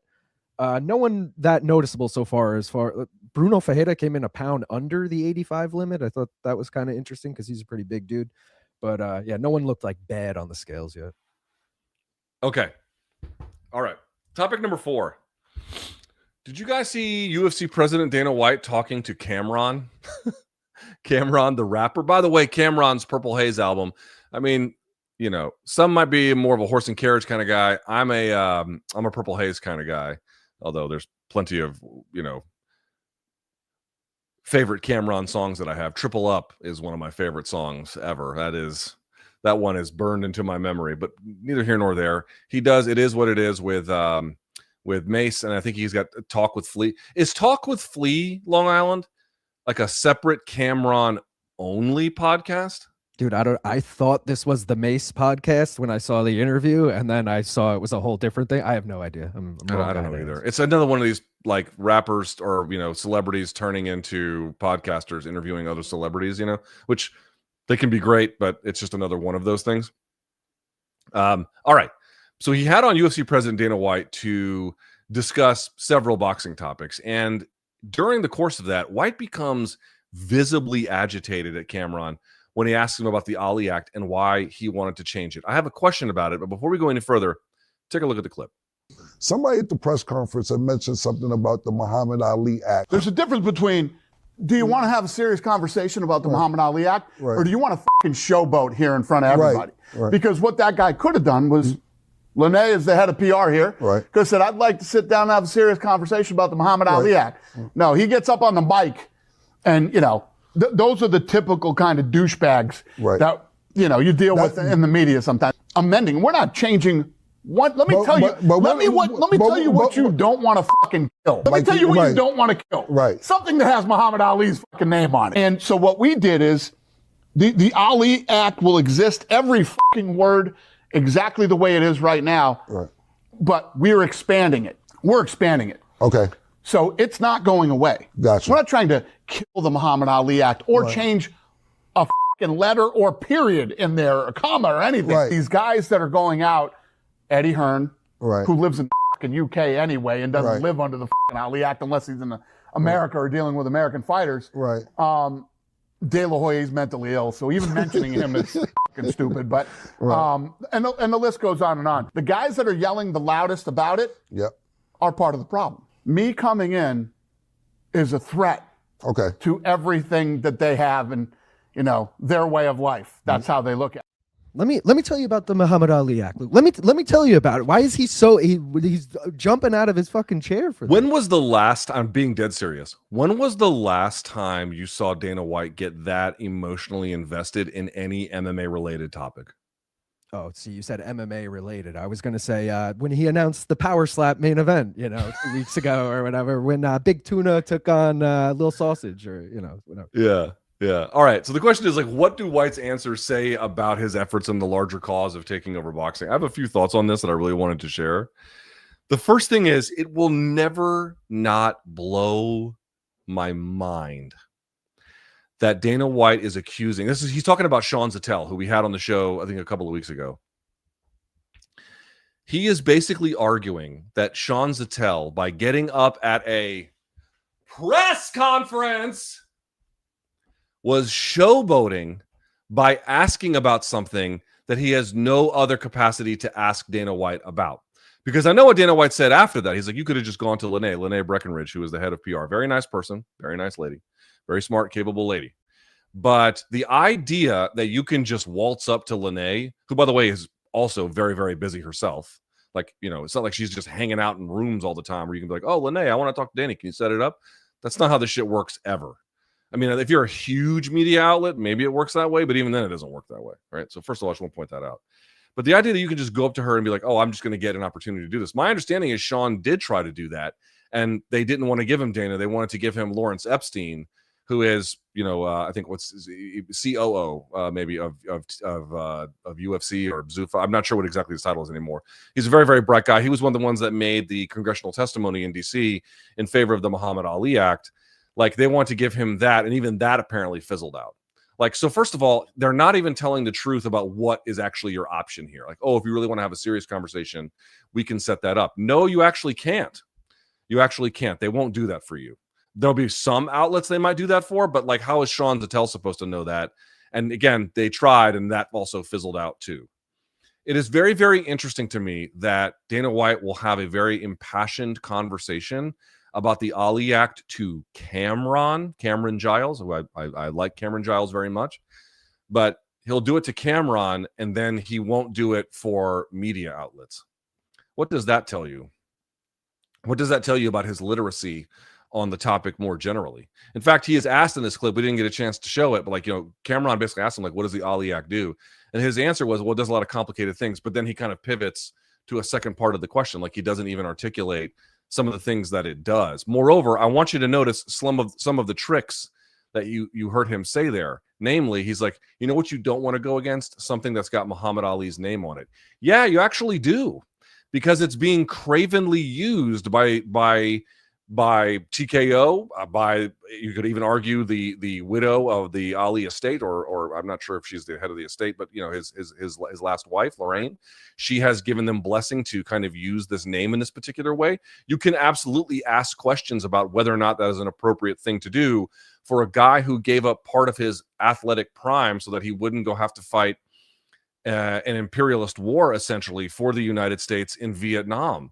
That guy wants to undercut protections for boxers. This idea that any of us, me, them, the ex-wife or the widow, whatever, I'm not sure what the proper designation is, but in any case, that any of them have the capacity to speak for a guy who gave his right and his life, or he didn't give his life for those causes, but contribute to those causes during the course of his life in a very, very unambiguous way. That seems to me like a very craven use of the name, if I can be quite honest, related to Muhammad Ali. But I just really, really want to point out something here about all of this, which is namely that they can't ever really defend any of this on the merits.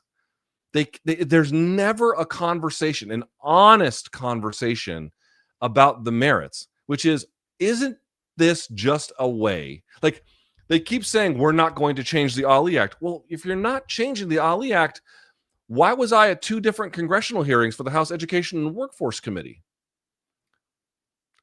Looked to me like there was a lot of changes being proposed. And the reality, of course, is dude, how many different ways have you heard framing around this and Orwellian doublespeak around this that like at this point is like an obvious red flag?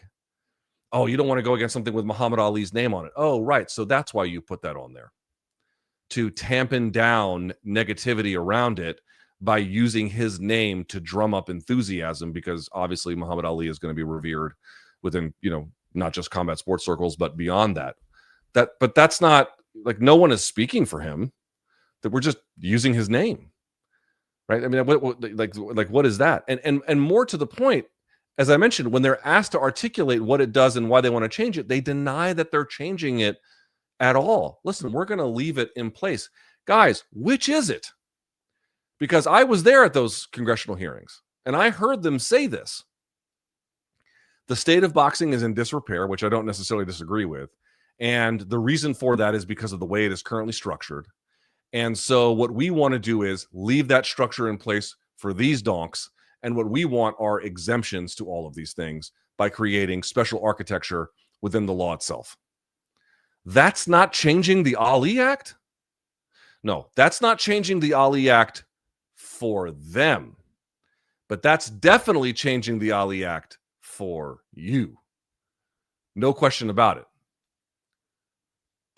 I want everyone to understand, Sean Zettel at a press conference, a conference for the press, asked a question that is as reasonable as can possibly be. And it was so much of an affront to Dana that he's now calling him a douchebag to Cameron in another interview, while being unable to articulate what the Ali Act does and then denying that it's changing. They're so used to being in this like podcast bubble, where, as I mentioned, like celebrities from whatever walk of life then becoming podcasts and becoming podcasters and interviewing other celebrities. This is such a cocoon that they have wrapped themselves in that they now can't answer basic questions about what it does. And then the people who can do it, like Nick Khan. Nick Khan's a really, really bright guy who I'm sure could do it, but he goes on Pat McAfee's show and there are no questions that are ever asked, because that's not what Pat McAfee does. Pat McAfee's whole job is to magnify the most powerful people in sports. And so you just never get an honest answer about any of these things.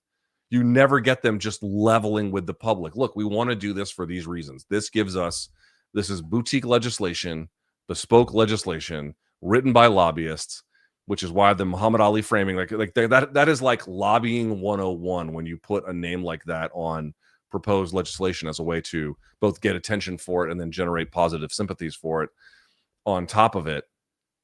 But they can't answer basic questions under public scrutiny. And then when they go back to a more favorable environment, they're back to being like, leaning in and really, giving you a rousing speech. But when he had an opportunity to answer some of these questions for Sean, he called him a douchebag. One point on this, if I may, and we'll wrap it up on this one, which is, this is why I stopped attending press conferences, even when I was still going to fights more regularly. It's because the press, and I honestly don't think anyone who takes their job seriously should go. Now, everyone's opinion is going to vary on this one, but it's like, dude, you're just a pawn. If you're a media guy, you're just a pawn for the crowd. The crowd is showing up to the press conference to hear yo mama jokes and, this fuck you, this guy, fuck you, that guy. And, to hear people get dunked on or whatever, fun and titillation, which is fine. If you're a fan, why would you expect any different? But they want the media to facilitate in that role. They want the media to be like, listen, your job here isn't really to ask anything interesting. Your job here is to ask things in such a way that gets the crowd hyped, gets the UFC happy with it, and helps promote the event. But Sean didn't want to do that. He wanted to ask a question about like, okay, well, what's the truth? And then he gets name called for it in the end. I mean, what are we doing? What do we do? Like, do you understand the media environment that like we're living in now? And I know I had my run in yesterday with Mike Coppinger. Like, it kind of all speaks to like this media environment where like these incredibly powerful people, they just want to do what they want to do. They want to give as little explanation to the public as possible. They want to deride any attempt at journalism, and then they just want everyone to move on. And they all stay cocooned in their kind of celebrity podcast circuit, and then that's it. That's the whole show. And then now they're tearing the rebar out of the concrete that is federal legislation, and they want you to say, well, we're not changing anything. I think we all deserve better. All right. Topic number 5, and then we'll call it a day here for our top 5 topics.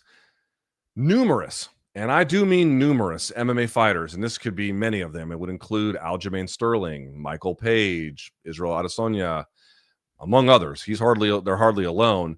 They've expressed what can only be described as bewilderment that Conor Benn is being paid $15 million for a single fight, a co-main event at that.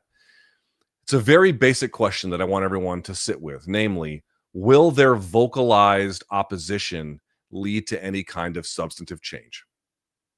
Before I begin to answer that one, let's take a look at what they have to say. First, let's start with Aljamain Sterling, who spoke to Ariel Helwani about this. The first thoughts were, I was like, are you kidding me? I don't even know who this guy is. I don't think there's any UFC fighter who can ever say they got $15 million for one fight. If we're comparing the process, right? You have a UFC platform, you have the boxing Zuffa. What are they selling that's different with the product? You're selling advertising spots. You're selling advertising spots over here as well. Like, what actually changes? Is this guy selling a shit ton of merchandise? Like, I just try to make everything make sense and be fair with the comparison. But how does that guy drive and generate $15 million plus in excess? When you start to think about these things from a logical standpoint, it makes it a little bit easier to question. How does this one guy, like, obviously the fighter ourselves, like, not everyone's going to be demanding and commanding $15 million. But, I mean, come on, $7.7 billion. I mean, come on. Are we not going to talk about that? It's a fair question. Now, we don't have audio or video of the next two ones, but here's Izzy's quote. And I think this was on his YouTube channel. Yeah, that's right. Here's Izzy, quote, "If one guy can command that kind of money for one fight, and that's from the same company, Zuffa, and this is what's been keeping the lights on is the UFC. This is what we love. We love ultimate fighting, not limited fighting. So I don't feel jaded, but I'm like, well, I want $15 million for one fight too." And then last but not least, you probably have seen this. Michael Venom Page had said this, by the way. This is via Boys in the Back, but I think he also said this in Sky Sports, quote, "It's not something I'm happy about. How highly," and he references Dana White, "values people away from the sport that built his reputation. It's just upsetting, to be fair. It's disappointing more than anything. I love Conor Benn, but he's nowhere near the best in his field," end quote. So those are the statements that have been made. Again, there's many others that conversation. Also, Long Island, what happened with Aljo at the RAF event? What's the story there? It was him complaining about matchmaking, but I was saying to you, it was one of the best promos Aljo's ever cut. Mike Heck asked him like, "Hey, how come you haven't been fighting? You know, and he was basically like, UFC asks me who I want. I give them a list of names, and then they offer me someone not on that list of names.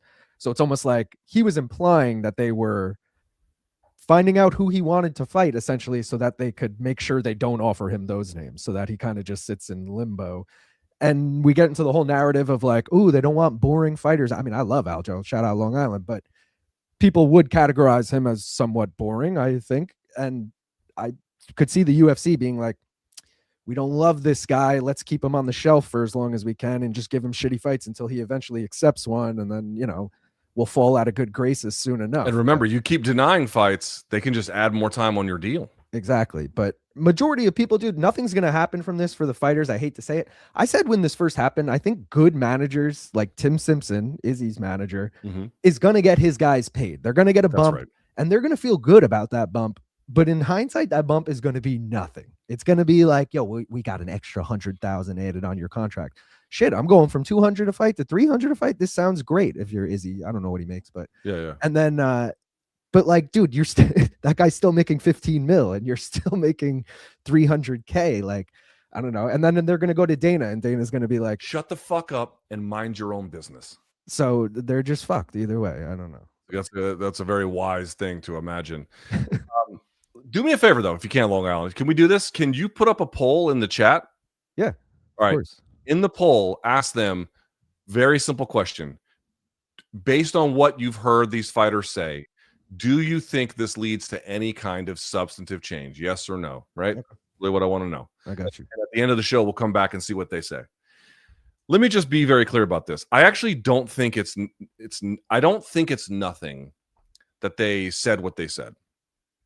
Izzy or Aljo or any of them, MVP. And again, those are not the only ones. But those are some of the three more prominent ones, the two of them being former champions in the UFC. I don't think that that's nothing because it takes a lot of courage to even do that. More importantly, it just takes a little bit of awareness. Like time out. What, how does all this work? You know what I mean? Like, what's behind door number 2? Why does it work this way and not this way? Like, it requires a degree of interrogating the way in which the world works and then asking why there are asymmetries in places where there probably shouldn't be, or in this particular case, like huge asymmetries in ways that there shouldn't be. So it requires a thoughtful mind and it requires a bit of courage to say those kinds of things. And I think, as Long Island indicated, Tim Simpson, a very, very capable manager, I think a guy like that can work within the system to get higher yields or returns, or, you know, something more favorable for them. Hey, we want it to be against this opponent on this card at this time. You know, we feel like we're entitled to X, Y, or Z, and then finding a way to kind of massage the system as it exists to do this kind of a thing. I think that's real. As we indicated previously with the whole Eddie Hearn and Tom Aspinall thing, maybe it sends a bunch of people into the arms of Eddie Hearn. That remains to be seen. I think that's also worth considering. But this is a message that I have had for the fighters for a very long time, and it's never changed because the truth of it hasn't changed. Look at me very, very closely when I say this to the fighters of the UFC. The cavalry ain't coming. The cavalry ain't coming. They are not going to arrive. There is not going to be some kind of mythic force that just shows up, and because people are expressing dissension in the ranks, this is going to lead to some kind of substantive change. It is not to say that planting some of these seeds and then vocalizing some of these concerns have no utility, but the utility that they have is to set up the next stage of what has to happen for real change to occur. They are antecedent factors, not ends in themselves. The cavalry is not coming. And I've been ringing this alarm and trying to raise issues around this topic for, I've lost count about how many years. I don't even know what to say anymore. I've been doing this forever and ever and ever. And what has it led to? You know, if anything, a greater inequality in terms of the athlete, what they get and what the UFC or TKO is able to take home. You know, it hasn't changed anything because it can't. Understand what has to happen in order for there to be meaningful change. You all have to do something on your own that makes the law change. That is it. That is it. The UFC and TKO are not going to bend on anything whatsoever unless the law makes them. Why did they give $375 million to the plaintiff class? Because the plaintiffs took them to court, paid millions and millions of dollars, for 10 years of litigation, and then later on decided to settle. And it was a court-enforced order that made the UFC pay. It was the force of law. It is why TKO is now going to Congress to get the laws changed, because what they want on their side is the force of law.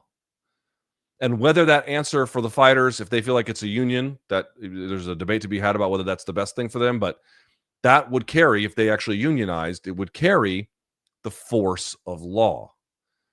Or if they were able, again, this seems like a pie in the sky opportunity at this point, but there was a moment in time anyway where they wanted to get the Ali Act extended to MMA, that would have had the force of law. Anything short of that, you just have to hope your manager is clever. It won't work. So I don't want people to say, oh, them speaking out means nothing, because it's not true. It can plant the seeds of fruit that you want to bear later on down the road. It's actually quite an important part. But I also don't want people to say, oh, well, because they're speaking out, well, what happens next? UFC is going to want to bend. The history that I have seen is that is simply not true, that media cycles come and go. And this is kind of a routine one because the problem never gets addressed. And so, it just kind of bubbles up all the time. It was punctuated by what Conor Benn did, obviously, or what Conor Benn got, I should say.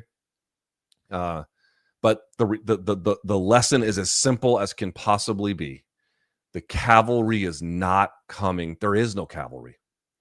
And they're not coming to save you.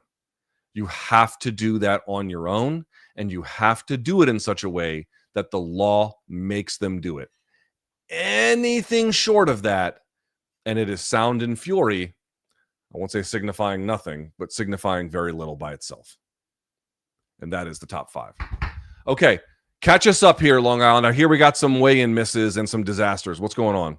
No misses, but Jung Young Lee, it was reported on Twitter and stuff that he's having complications cutting, so they canceled that fight, him and Gaston Bolaños.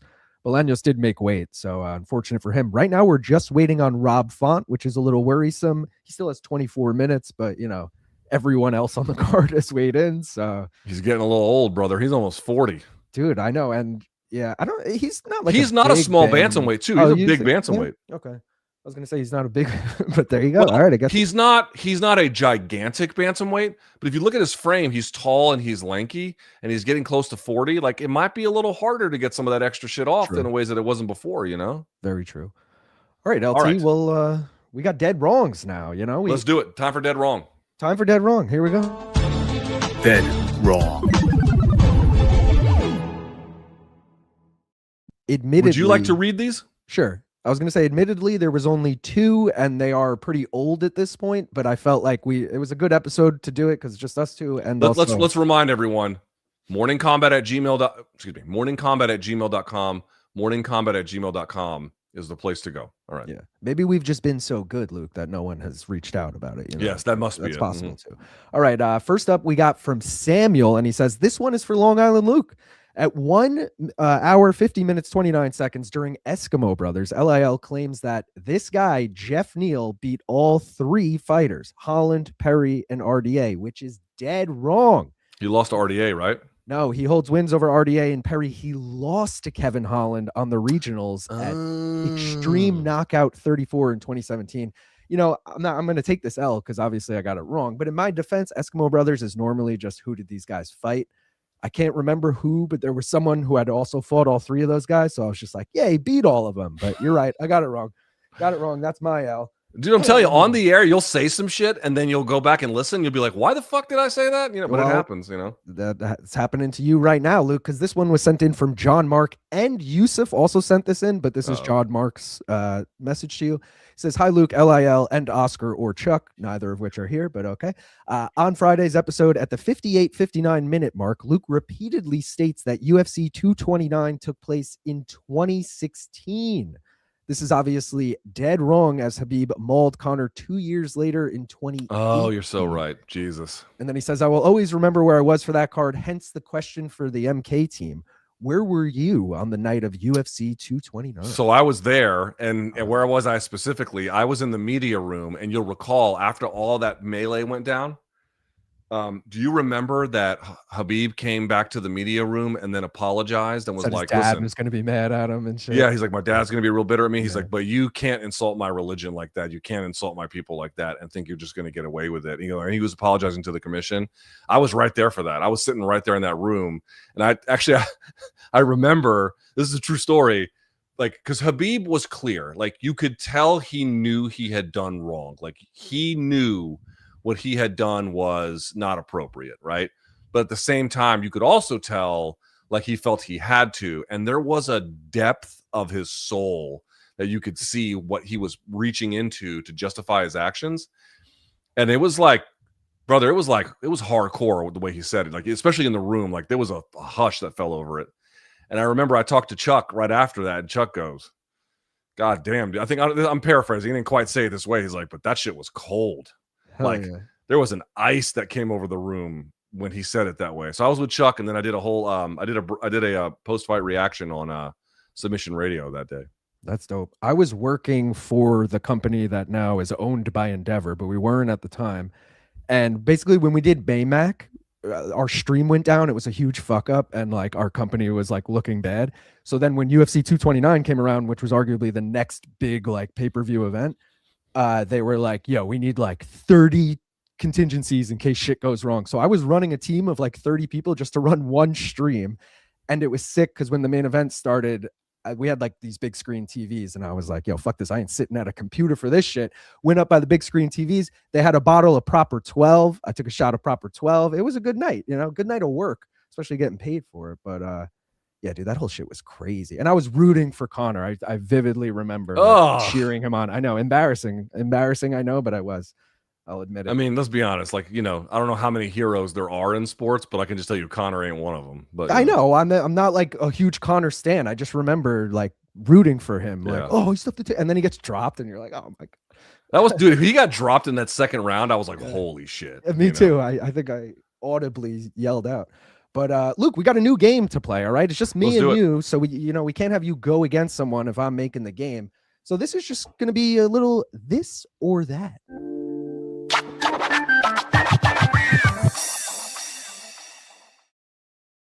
So LT, I'm going to present you with two options here. You're straight up just going to tell me which one would you choose, this or that. First up, we got which one of these would you eat? Pop-Tart flavors, the Caesar salad Pop-Tart or the fish and chips Pop-Tart? Oh, Jesus.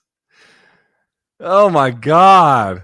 I would get fucked with so honestly. Would there be cod in the fish and chips one? No, I'm going to assume just like any Pop-Tart, it's just frosting, but it's flavored like fish. Well, it looks like there's fucking salad in the Caesar salad one. I mean, these are like AI. I don't think they're real, but honestly, I'm going to go Caesar salad on this one. Ugh. I don't know if I can eat fish. Yeah, actually. In a Pop-Tart. I mean, I guess, well, you know what? I mean, I guess if you bake it, you could. I mean, here's the real answer. I'm eating a bullet before I eat either of these. Yeah, eating the box. I don't like Caesar salad. I do like fish and chips, but I still think I would choose Caesar salad. Which one would BC eat, do you think? I feel like BC would do the fish and chips, and he'd have some weird, like, guys, I swear, if you put mustard on it, it tastes good. I totally agree. He's a fish and chips weirdo. Yes. Yeah. All right, Luke. Next up for you, we got a would you rather.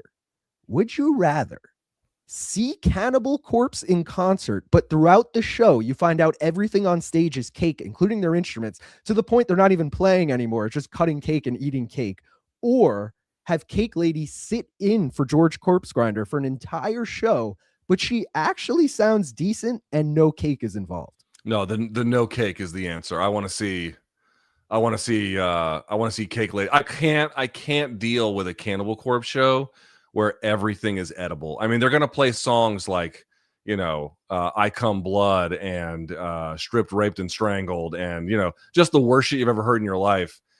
And then they're going to be eating everything on stage, especially if you're on drugs. Can you imagine what that would do to you? It actually sounds awesome. I think a band should really adopt If you're interested in shit like that, you got to go to a Gwar show. You ever seen Gwar? I've seen them dressed up. I've never actually heard their music or anything. Dude, they'll shoot, like they'll get these giant props on stage of like, you know, like a giant demon, and then the giant demon will quote unquote ejaculate on everyone, but it's just like water that they're shooting on the audience, you know, and then they'll eat people, like they'll shove people into the machine to eat and stuff like that. So if you want that experience, it's there. I can't deal with a Cannibal Corpse show, you know, where it's they're talking about the worst shit on So earth. you'd and rather they're just have eating Cake everything. Lady in the lead? What if she's like, I don't know how I Come Blood goes. It probably goes something like I Come Blood. Yeah, like so you want her being like I Come Blood, and probably in a different language too. She doesn't speak English. I think Great. she's French, I'll smoke my Benjamin Franklin, and then drink a beer and be just fine. All right, fair enough. Luke, you've recently talked about getting rid of some of your tattoos, Yep. but you know, in this or that, which one of these would you choose to get tattooed on you? You have to choose one. Bert Kreischer tattoo or the Joe Rogan Experience tattoo? Jesus. That Bert one is actually pretty good. Like if you're rating that, you're going 7 or higher, right? Yes, because the Joe Rogan one doesn't, like the teeth are good, but I feel like the face gets a little bit messed up between the eyebrows and the nose, you know? Yeah. Also, you know, one of these guys is kind of like, dude, once again, the answer is suicide. Okay, Well, let's just be here's very the clear about caveat. that. It'll be hidden. We'll put it right next to your navel tattoo. So which one now are you choosing? Maybe Bert pointing at the navel tattoo, like that might look cool. Dude, the problem with doing this is if I got either one, I couldn't face my family. You know what I mean? Like, which one of these do you show your family and they're like, we want you around. You Dude, seem just sane. imagine Tukey being like, Daddy, show me the fat man on your stomach. And you got like the Bert thing right there. It'll be great. I'm going to get the Rogan tattoo. And then afterwards, I'd add things around it to maybe like make it look less like a Rogan tattoo, like more like a, I don't know, some kind of fever dream, abstract art piece or something, you know? I got one more for you because we know you love the full body and the ass tats and everything. What about Bert on your ass cheek pointing to, you know, to my butthole or something? Yeah, exactly. Like that. Once again, how do you show up to your family being like, this is a Does thing your that I've done family to my see your body? asshole every day? I mean, I don't know. Maybe your wife, but no one else. I would No, but assume, like even then, like, you know, just knowing that they knew you had it would be enough for my wife to like file for divorce, you know? All right. Well, Luke, I got 2 TV shows here. I'm going to explain the plots of them. You tell me which one you would prefer to watch, and then I'll reveal what the shows are. So show number 1 is contestants are sold on the opportunity of a lifetime, with the winner having a chance to make some real money. Show number 2 is aspiring businessmen and women are brought under the wings of a true leader to see who has the best potential to be their intern. The first one. Oh, so you love The Ultimate Fighter, Luke.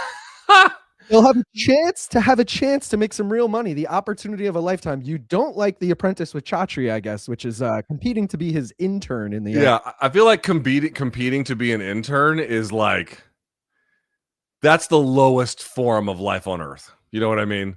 That's one step above 19th century indentured servant. Whereas I don't really know what the winner does, though. I just made up the intern thing because it sounded funnier. But yeah, well, listen, I'm only reacting to the thing you gave me. Whereas the opportunity to get the opportunity to win money, I feel like that's got a higher ceiling. You know what I'm saying? Yeah, it sounds like a show I'd watch.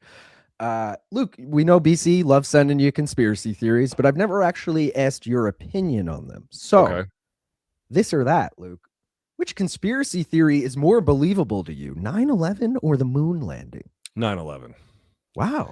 The moon landing to me has been so thoroughly vetted, and there are a number of people. I actually have a friend of a friend who is a astrophysicist, and this was years ago, and I had a conversation with him, and it was very clear that we landed on the moon. Like the ways in which he was explaining, like some of the stuff just can't be faked, blah, blah, blah, this, that, and the other. I mean, I forget all the stuff he was telling me. This was a while ago, but he was adamant we had done it. Whereas there's political elements to either of these, but the 9/11 one feels to me like sabotage internally, while I don't necessarily buy the theory, that's not what I'm in. I'm not endorsing it. I'm saying that one to me has, given the choice, more probability than the other one. How about that? I'm interested now. You know, as someone who just gets the text from BC but doesn't actually look into these things, I'm you shooting down one for the other. I'm curious. I got to look into one. They're all full of life, you know. Yeah, exactly. We got another would you eat, Luke. These are potato chip flavors. We got hot ham water or mint mischief. Oh, we're doing mint mischief. Ew, what? A mint potato chip, dude? Yes, we're doing mint mischief. I'll play with that one all day. No, because think about hot ham water. You're not going to taste the water. It's just going to be like ham chips. No. It's ham water chips. It's not ham chips. I've had ham chips. Ham chips are good. Ham tasting water bitch ass chips. Fuck that. You can leave that one. That just means like a watered down, like a faint ham. That to me, if anything, is better than the actual ham chip. Then call it faint ham, but you're calling it ham water. I mean, I'm just reading what's there, but I'm thinking of like you just boiled a ham and now you're like pouring that water on like flavoring chips with it. Like, no, see, you're Dub T, and that one sounds more familiar. Mint mischief to me. First of all, the name is much more exciting. The bag looks way more appetizing. True. And more to the point, look, you got a little bit of a lime wedge in there. You know, you got a little. Is there another pepper I see down below? What is it? A fucking mojito potato chip? Like, yeah, exactly. You're dealing with some complexity there. That maybe it's good, maybe it's bad. But I'd be much more interested in trying the latter than the former. Yeah, I mean, you add some Cuervo to those, and then I'm in. But let's go. Let's do it. All right, LT. I got another. Would you rather? Would you rather see Bert Kreischer take his shirt off on stage for 60 minutes, aka do a stand-up show? Yeah, you mean just go see him normally? Exactly. Or see Jay Aaron take his shirt off on stage for 60 minutes. God, where is a drive-by shooter when you need one? And I won't even say that Jay's doing stand-up because I know you would probably choose Bert at that point. So we'll just say Jay is doing something that you enjoy, but he still is standing up there looking like this, whereas Bert is doing stand-up. Look at Jay's nipples. Shout out to Jay. He did some, he was very impressed with his time on this CrossFit thing. High rocks, like there are people who do high rocks that are very fit, but then there are people who are like very averagely fit, but they're like really into being averagely fit, and then they also do high rocks, and then that's Jay. Honestly, like it's nauseating to look at Jay. So the answer, it's nauseating. You know what? It's nauseating to look at Bert too. No, I would just go tolerate a Bert show. Wow. Yeah, Jay, put a shirt on, you nippleless freak. I mean, that's clearly the right answer, but I'm just shocked you admitted it. I thought for sure you'd be like anything but Bert. They're both unappetizing, but you know. Oh shit! Rob Font just made weight, and he celebrated when he made weight. Like great. He didn't think he made it. 136. Great. All right, LT, we got 3 more for you. So. Our boy Brian Campbell has a lot of sayings. Which of these is your favorite? Real talk, like men do, or balls bonanza? So the answer has to be balls bonanza because 2 reasons. One, I hate real talk like men do. He loves it. I hate it. That's part of its charm, though, that you hate it. And that's part of the charm for you. No, the delay between talk and then like men do, it's so good, you know, it hits. Yeah, listen, you donks love it. I don't. So there's that. That's reason number 1. Reason number 2 is he did that whole balls bonanza thing for what appeared to be years, and I never even noticed it. None of us did. That's the best part. I never noticed it once. And so to me, it's like, you know, a very wallflowery. I don't have to worry about some of the annoying things about him. I can just enjoy, you know, the things that are nice about him. But so it's like knowing the story behind Balls Bonanza, which was that BC he was trying to troll me, right? BC and Snyder came up. They were just going to work it into every. I don't even think it was for you necessarily, Luke. It was just let's work the quote Balls Bonanza into every doc. And as soon as BC brought that up to us when we were like 4 docs in, it was very funny to me because I'm like, I didn't even realize that. But now that you say it, whatever. So I feel like it was just like that. But look at that. He's grabbing life by the balls in that photo there. It's great. Dude, I like how in one pic, look how he's like well lit and he's like tan and shit.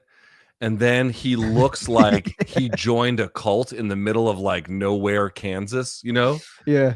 And he's just lost access to the sun and he's giving some fiery sermon about to hold snakes or some shit, you know? It's true too, because these are both filmed on really nice cameras, so it's not the camera. Like it's straight up just the skin tone.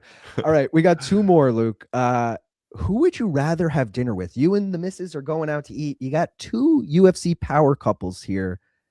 Tony Kelly and Andrea Lee. And if you don't know about Tony Kelly, I can enlighten you. And the other one would be Joanna and Jamal Hill. Let's just say they're getting along that day. They're on a date together. They're going out. Which one would you humor in a conversation with here? Yeah, the answer is Jamal Hill and Joanna. Wow. See, I thought your disdain for Joanna would be like, I'm not sharing a fucking meal with her. No, I'm not. The views expressed on the left side of the picture, I don't fuck with.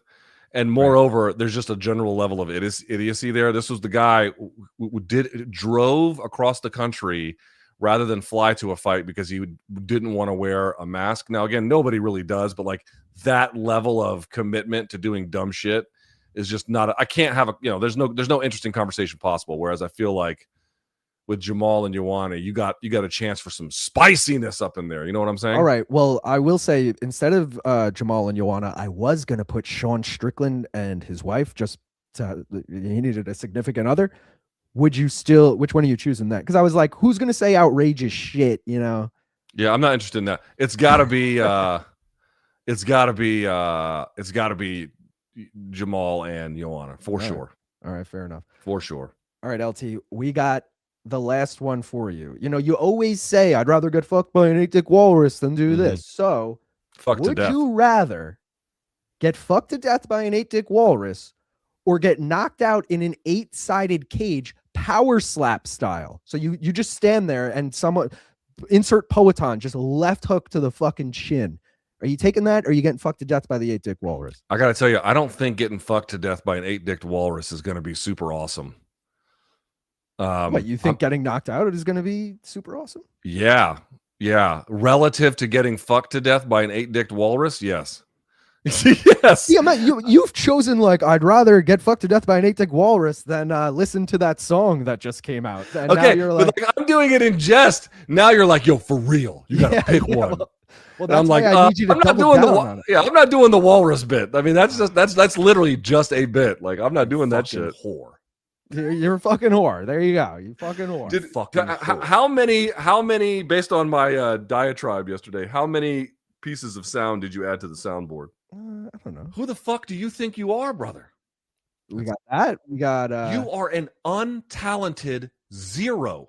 Yeah. Shut the fuck up. That's my dad talking to me. Mind your own business. This one's good. Shut the fuck up, mind your own business, and then fucking whore. That's the best one. We're gonna use that a lot. It's a little annoying though because we have the hip hop horn in here too, and it's gonna be so fucking loud compared to it's the whole thing I gotta work with. Yeah, you gotta fix that part. But yeah, we made it. We made it to the end. All right, let's remind everyone. morningcombat@gmail.com to reach the show very quickly. And again, dead wrongs, fan subs. Reminder on the fan subs. There's a month-long contest.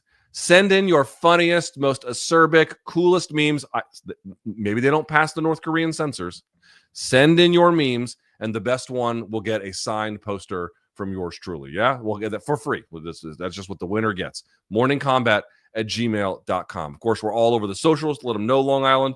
There we have it. Tell them about your coverage plan for the weekend on the main card minute, please. Well, in 33 minutes, I got Jed Michoud taking on Chuck Mindenhall in prop quiz. So go check that out over on main card minute. And then I'm doing a full card watch along. I've been going 15 minutes before the card starts. So I say 5 p.m., but I'm really going live at 4:45. So if anyone wants to hop in ahead of time, I'll be there at 4:45. But yeah, we'll do the full card. You already know, bet breakdowns next week, the whole nine. Luke, you doing a watch along for this full card? I'll do a watch along for, at least part of the card, and then definitely a post-fight show. YouTube.com/Luke Thomas, so you can go check that out on all the different socials and all that kind of stuff. Let's show them the merch. Let's take a look at this merch one more time. It's 3.5 new items. The Morning Combat shirt and hoodie that's got the Morning on Fire, the quote-unquote basher version that rhymes with what it actually is modeled off of. There it is, Morning Combat. You can get the shirt. We also have the, let's see, what else? We got the McDonald's Wi-Fi. This one might be, again, pretty close to one of my personal favorites. I love this one. Then, of course, we have the Delta 8, which has basically been one of the best things we've ever sold on this goddamn thing. And then last but not least, getting back to, of course, you can see the hoodie there as well for the original design. Are we doing posters this month? No posters this month. Just because I felt like none of those were really postery. You know what I mean? They're kind of just whatever. But we'll have posters back for April. All right. Well, or we'll have a poster for the winner. We'll definitely have a poster for the winner. We'll give them a Army of Donkness. We have leftover Army of Donkness, so winner's going to get. All right. Very good. I think that's it for the show. We're back on Monday with Chuck. Full reaction to UFC 326. Thank you all so much for watching. I greatly appreciate it. For Long Island, who did a phenomenal job today. I'm LT. Thanks to everyone on the show who helped out. Thanks to all you guys who watched. See you Monday. And until then, may all of your gains be loyal. You fucking whore.